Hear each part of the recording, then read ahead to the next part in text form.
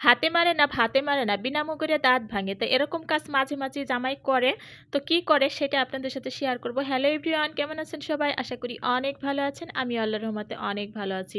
তো দুপুরবেলা থেকে আজকে ভিডিওটা শুরু করেছি। দুপুরবেলা এই তো ১ম এ সবজি বসিয়ে দিলাম আর বিভিন্ন রকমের সবজি দিয়েছি। এর ভিতর গাজর, আলু, ফুলকপি, সিম, বেগুন বিভিন্ন রকমের সবজি আরকি।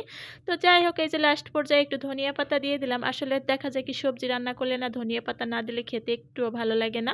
তো যাই হোক সবজিটা নামিয়ে তারপরে এই যে আপনাদের ভাই আবার মানে রান্না বসাইছে তার ভিতরে আবার নিচে গেছিল যাই আবার কয়েক পদের বাজার নিয়ে আসছে মানে বাসায় যেগুলো ছিল না। এখানে তো ডিম নিয়ে আসছে, হাঁসের ডিম আনছে, মুরগির ডিম, কোয়েল পাখির ডিম, তারপরে শসা আনছে, তারপরে আর কি আনছে সিম, এগুলো নিয়ে আসছে আর ছেলের জন্য আর কি কলা আনছে। তো সব কিছু আমি একটু নামিয়ে গুছিয়ে নিতেছি, গুছিয়ে আর সাথে কি নিয়ে আসছে জানেন, হাঁস নিয়ে আসছে, যেটার জন্য আর কি বললাম যে বিনা মুগুরে দাঁত ভাঙে।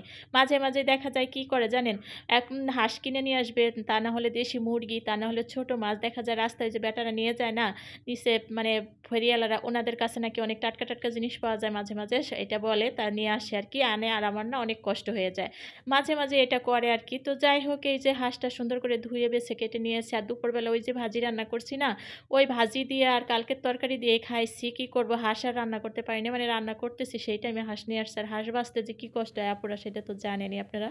তো যাই হোক এ পর্যায়ে এই যে প্রথমে তেল দিয়ে আর গোটা মশলা দিছি, সাথে কয়েকটা শুকনো মরিচও দিছি আর এই যে পেঁয়াজ দিয়ে দিলাম।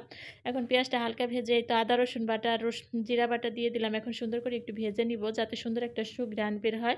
তারপরে এই তো ভালো করে একটু ভেজে একটু পানি দিয়ে দিলাম, তারপরে এর ভিতর শুকনো মশলাগুলো দিলাম। পানি দিলাম এই জন্যই যাতে শুকনো মশলাটা দিলে নিচ থেকে একটা পোড়া পোড়া গন্ধ হয়, দেখা যায় অনেক সময় ঘর্ষ হয় কেমন একটা পোড়া পোড়া নাক জ্বলা একটা গন্ধ হয়, আর এই পানিটা দিয়ে যদি শুকনো মশলা দেওয়া হয় না তাহলে কিন্তু আর এতটা গন্ধ হয় না।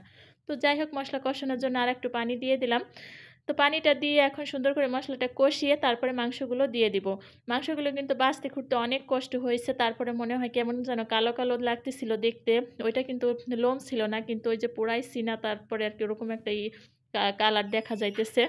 এখন সুন্দর করে নেড়েচেড়ে কিছু সময় ঢেকে তারপরে মাংসটা কষিয়ে নিব। এই তো আমার মাংসটা কষানো হয়ে গেছে আর অফ ক্যামেরায় কিন্তু আমি কয়েকবার করে নেড়ে দিয়েছি যাতে করে সুন্দর করে মাংসটা কষানো হয়ে যায় আর সিদ্ধ হয়ে যায়। তো একটা আলু দিয়ে দিলাম, মানে আমার ছেলেটা না মাংস খায় না, দেখা যায় মাংসের ভিতর আলু দিলে খুব ভালো খায়। তো একটা আলু দিলাম আর 2টা রসুন দিলাম।